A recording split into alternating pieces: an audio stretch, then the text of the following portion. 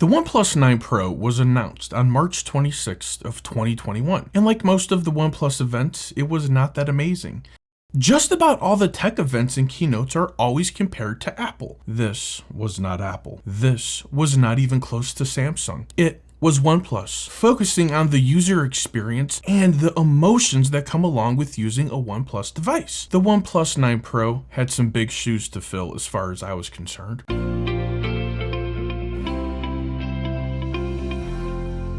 My OnePlus 8 Pro was my longest used Android device of 2020. I think I used my 8 Pro as my daily device longer than any other Android device in the last 3 years. I was in love with my OnePlus 8 Pro. And I knew that there was no way that the 9 Pro was going to bring me the same amount of joy. Like the typical rush of tech reviewers, pre-orders were being posted and shared with their communities and viewers alike. I did pre-order the same, but I wasn't sure if I was going to keep the pre-order or if I was going to cancel it. So I decided to keep the pre-order to myself, but I wanted to make sure I had it pre-ordered in case when it launched, FOMO didn't set in.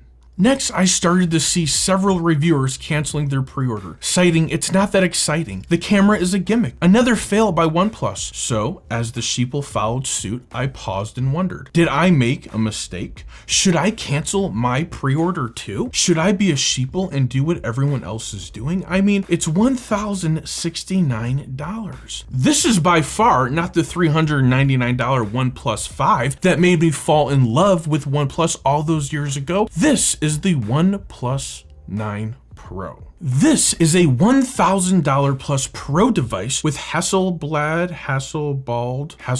cameras, so I thought, as it turns out, they are not Hasselblad cameras. I decided I was going to save my $1,069 and cancel my pre-order that day. Then I got busy.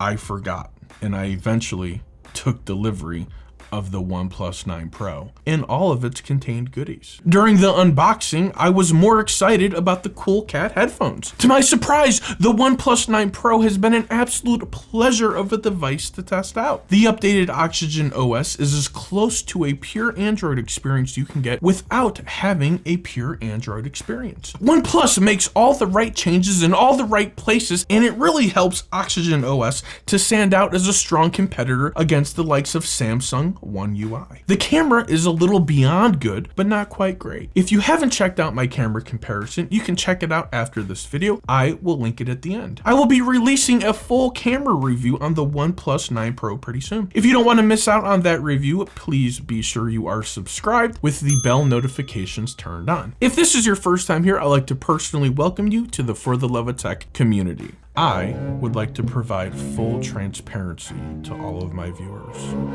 I have yet to put a SIM card in my OnePlus 9 Pro. I've been using it exclusively as a Wi-Fi device. That means I only use this device on Wi-Fi since it does not have data on it. I use this device more than any other phone at the moment, even more than my iPhone or my S21 Ultra, and they both have SIM cards in them. I basically do everything at home on my OnePlus 9 Pro since the user experience is so nice. It's lovely. It's simple. It's enjoyable. It's a pleasure to pick up my OnePlus 9 Pro and do anything. Read an email, watch a YouTube video on the amazing screen, turn down the temperature in my house, turn off some lights. I use the OnePlus 9 Pro for just about everything.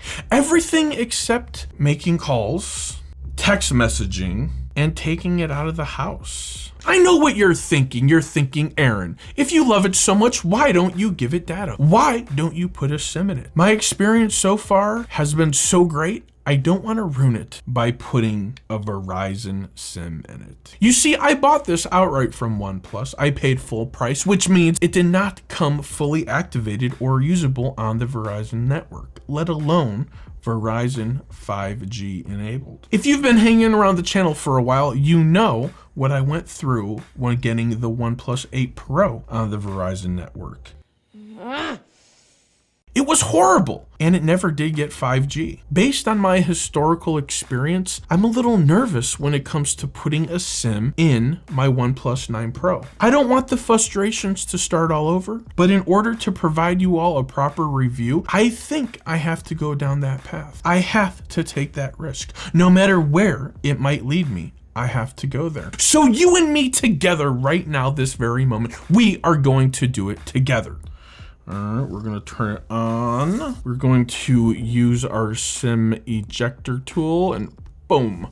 And we have the SIM that I took out of my S21 Ultra. So that one is getting kind of put to rest for the time being. And we are gonna start to take the 9 Pro out of the house. I don't know if you're as excited as I am. We went ahead and put it in there and we're gonna see if it will give us 5G out the gate. I don't think that it will. And it says right here, this is a CDMA-less device. Please follow instructions to activate your SIM on the Verizon and avoid any problems with SIM features. So over here, I just got a text message on my iPhone, calm down, trigger warning. It says, we noticed that you switched SIMs to a new device. Review and confirm the features of your device replacement by using this here, SIM card activation. So here's a little link. I'm gonna follow it and see. Again, it's all complicated. Not just putting the SIM in and having it work. So we're gonna see what happens right now. So this is a CDMA-less device. So it seems that right away it gave us some grief. So I'm gonna come over here. I'm going to disconnect from my home Wi-Fi and see if I get on any sort of data. It says here I'm on LTE. So let's jump on YouTube and see if we can watch a YouTube video if we have any sort of data. So it does appear that right out the box, we were able to jump on the LTE network immediately. So that was pretty cool. So let's go ahead. Oh, look, Aaron buying a Tesla. See if that comes right up. Okay, here we go.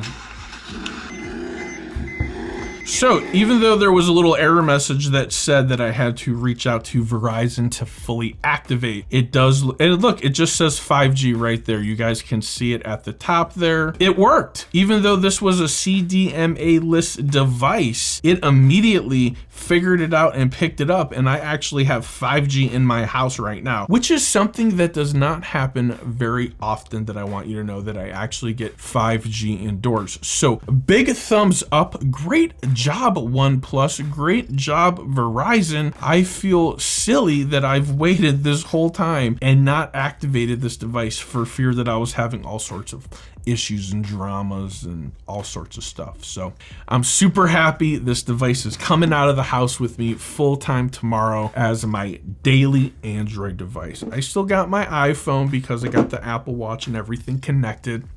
Sorry, just where I am in my life right now, but I prefer Android phones, which is why I always like to keep one with me. I love the camera on this. I love the battery. I love the user experience. I love the way it feels in my hand. And as silly as that sounds, it actually means a lot to me that OnePlus made a super solid device. Guys, like, comment, subscribe if you want to see more of me. If you really like the video, share my content with your friends and family on social media. I'm really glad that I got to make this video for you guys today. I hope you enjoyed it. Till next time, for the love of tech, namaste.